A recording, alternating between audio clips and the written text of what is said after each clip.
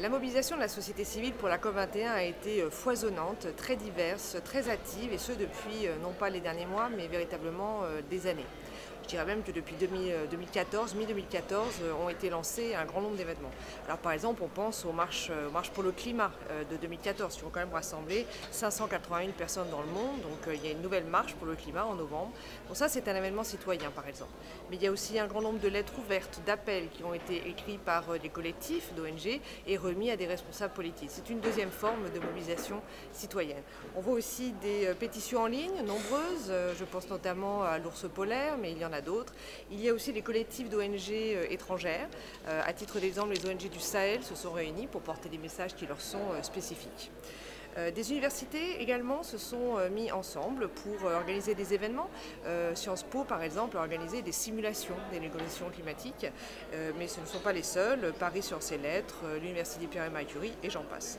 Il y a des groupements dédiés, des clubs France Développement, collectif COP21, Coalition Climat 21, des réseaux. Il y a aussi, et c'est assez notable, des recours en justice qui ont été portés par des citoyens. À titre d'exemple, les Pays-Bas ont été condamnés à réduire leur émission de CO2 par un collectif de 900 citoyens. Donc on voit que les citoyens peuvent demander à leur gouvernement de réduire de manière proactive, tout ça en se rassemblant et en portant une action en justice. Les médias, des alertes, des tribunes, des revues de presse nombreuses, des dossiers dédiés et des initiatives particulières spécifiques des ONG. À titre d'exemple, Action contre la faim en a mené deux, une conférence faim et climat et une conférence crise humanitaire et climat pour montrer ce lien, et ça a été très suivi et signé par de nombreuses ONG dans le monde, 50 pour la faim, plus de 90 pour les crises. Donc on voit qu'il y a une grande mobilisation. Alors il y a une forme de mobilisation citoyenne spécifique qui s'appelle le plaidoyer, qui est une sorte de lobbying. En quoi cela consiste? Cela consiste à avoir de l'influence. C'est un travail d'influence sur les décideurs. Donc on cherche à rencontrer les négociateurs des pays qui sont à même de porter nos thématiques. On les sollicite, on va même jusqu'à les coincer dans les couloirs pour être sûr de les saisir. On les rencontre, on fait des événements aussi, des side events, donc des événements en marge de la COP21 vont être organisés par Action contre la faim. Nous avons également fait des lettres. Quels sont nos objectifs dans ce plaidoyer? Eh bien là, c'est un travail véritablement d'orfèvrerie. Nous allons faire des propositions extrêmement précises et détaillées dans les textes. Les textes qui vont en toute vraisemblance comporter un préambule, des objectifs généraux et un texte de contraintes un petit peu détaillé. Eh bien, nous allons jusqu'à choisir des mots dans ces différents textes, et à titre d'exemple, nous avons pris la sécurité alimentaire. Dans les textes, on parle de production alimentaire. Et pour nous, c'est important de dire que non, ce n'est pas la production alimentaire qui doit être préservée, c'est la sécurité alimentaire. Ce n'est pas du tout la même chose. Aujourd'hui, on peut nourrir 12 milliards de personnes. Aujourd'hui, on peut nourrir tout le monde sur la planète. Ce n'est pas ça le problème. La sécurité alimentaire, c'est s'assurer que les plus pauvres et les plus vulnérables ont accès à cette nourriture. C'est un détail qui a son importance. Alors comment on s'y prend? On fait ce travail effectivement auprès des personnes, mais aussi nous luttons contre nos adversaires dans cette lutte. Et à titre d'exemple, les États-Unis et le Canada ne sont pas du tout en faveur de cette modification d'un mot, finalement un seul, remplacer production par sécurité. Parce que derrière, il y a des lobbies de l'agroalimentaire que ça n'arrangerait absolument pas qu'on parle de cette thématique qui est beaucoup plus sociale et qui dirait que vraiment la production alimentaire doit nourrir tout le monde sur la planète et pas seulement ceux qui en ont les moyens. Donc voilà à titre d'exemple ce que nous faisons, et nous travaillons sur les différents moments des négociations. Il y en a eu plusieurs, encore un en octobre, à Bonn encore, et on y sera pour faire entrer ces modifications dans les textes. Alors en ce qui concerne la sécurité alimentaire, ce qu'il faut savoir, c'est qu'à Lima, c'était même pas un sujet. Les mots n'étaient même pas évoqués.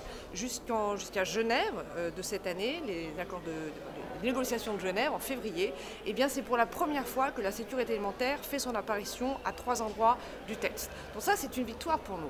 Alors effectivement, c'est encore des options, parce qu'en fait, les accords de Paris, c'est un texte qui prend forme et qui a de nombreuses options, avec 3 parties, dont la dernière, qui est un peu la partie poubelle, dans laquelle il y a tous les sujets qui ne sont pas encore décidés. Néanmoins, la sécurité alimentaire a fait son apparition. Donc on est très content, parce que ça, c'est un résultat tangible. Le résultat suivant, c'est qu'il qu'ils n'en sortent pas. Parce qu'il y a toujours le risque qu'au dernier moment, ces textes changent une énième fois et que cette thématique sorte. Néanmoins, on est assez content de ce résultat.